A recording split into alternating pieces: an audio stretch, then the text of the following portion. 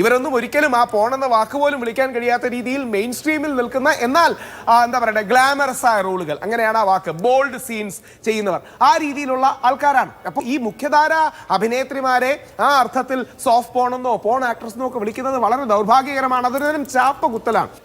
ഇതിൽ സ്ത്രീ പുരുഷൻ എന്നതില്ല എന്നൊക്കെ പറയാം വാദത്തിന് വേണ്ടി. എന്നിരുന്നാൽ പോലും ഈ പരാതി വരുന്നത് ഇപ്പോൾ നടൻ മോഹൻലാലിന് ഇപ്പോൾ തന്മാത്രയിൽ അദ്ദേഹത്തിന്റെ ശരീരത്തെ ഉപയോഗിച്ചിട്ടുണ്ട്, എല്ലാ സിനിമകളിലും അതിനപ്പുറത്തേക്ക് ഉപയോഗിച്ചിട്ടുണ്ട്.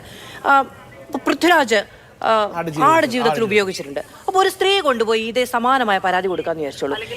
ഈ ചിത്രങ്ങളും ഈ ദൃശ്യങ്ങളും എന്നെ മാനസികമായി ബാധിച്ചിട്ടുണ്ട്. 2 കുട്ടികൾ ഇത് കാണുന്നത് കണ്ടിട്ടുണ്ട്. അപ്പോൾ അവരുടെ സദാചാരപരമായി അതിനെ ബാധിച്ചിട്ടുണ്ട്. അതുകൊണ്ട് ഇവർക്കെതിരെ കേസെടുക്കണം എന്ന് പറഞ്ഞാൽ ഈ സംവിധാനം ഈ നിലയ്ക്ക് പറയുമോ, അതോ ഇയാൾക്ക് ഭ്രാന്താണ് കൊണ്ട് ചികിത്സിക്കാൻ പറയും? അല്ല, ശരിക്കും ഇയാൾക്ക് ഭ്രാന്താന്ന് ഒരാളെ കുറിച്ച് പറയില്ല, പക്ഷേ ആർക്കും മനോരോഗമാണെന്ന് തോന്നുന്ന ഒരു അവസ്ഥയിലാണ് ഈ പരാതി വായിച്ചാൽ തോന്നുന്നത്. ഇത് മാത്രമല്ല, ആ എഴുതിയിരിക്കുന്ന അഡ്വക്കേറ്റും ദയവായി ഇത്തരത്തിലുള്ള ഫ്രിഞ്ച് എലിമെന്റ്സിനെ അവരൊന്നും എൻകറേജ് ചെയ്യരുത്.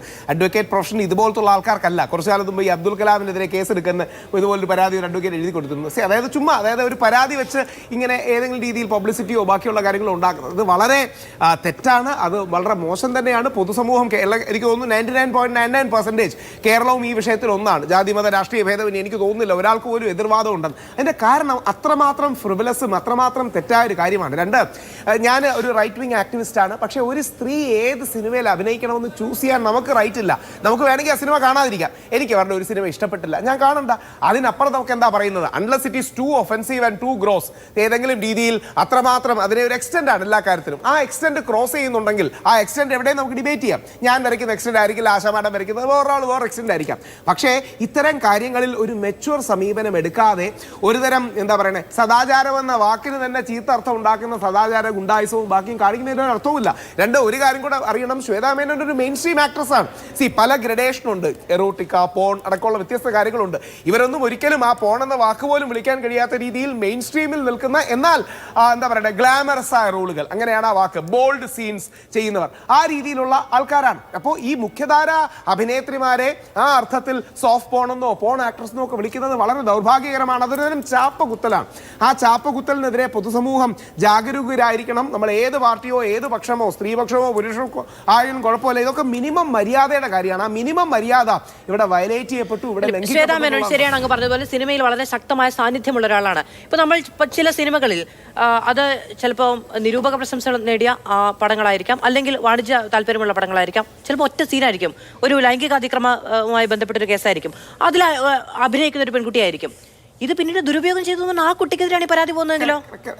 അതൊരു വലിയ ഇഷ്യൂ ആണ്. നാളെ ഞാൻ പറഞ്ഞു ഡ്യൂ റെസ്പെക്ട് ലാലേട്ടനെതിരെയോ അല്ലെങ്കിൽ പൃഥ്വിരാജിനെതിരെയോ ഏത് രീതിയിലും വേണമെങ്കിൽ അങ്ങനെ നമുക്ക് വ്യാഖ്യാനിക്കാൻ കഴിയുമെങ്കിൽ ഏത് രീതിയിലും വ്യാഖ്യാനിക്കും.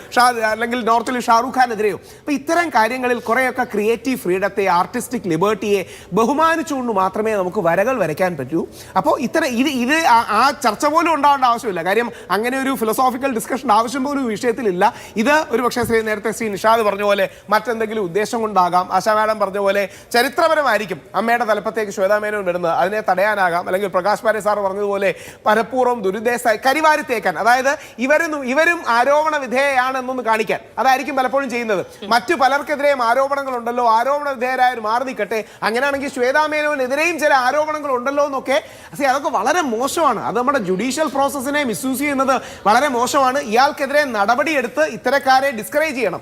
സ്ട്രോങ് ആയിട്ടുള്ള നടപടി ഉണ്ടാകണം. ഇല്ലെങ്കിൽ ഭാവിയിലും ഇത്തരം സ്പേസ് ഉണ്ടെന്ന് പല ആൾക്കാരും തെറ്റിദ്ധരിക്കും.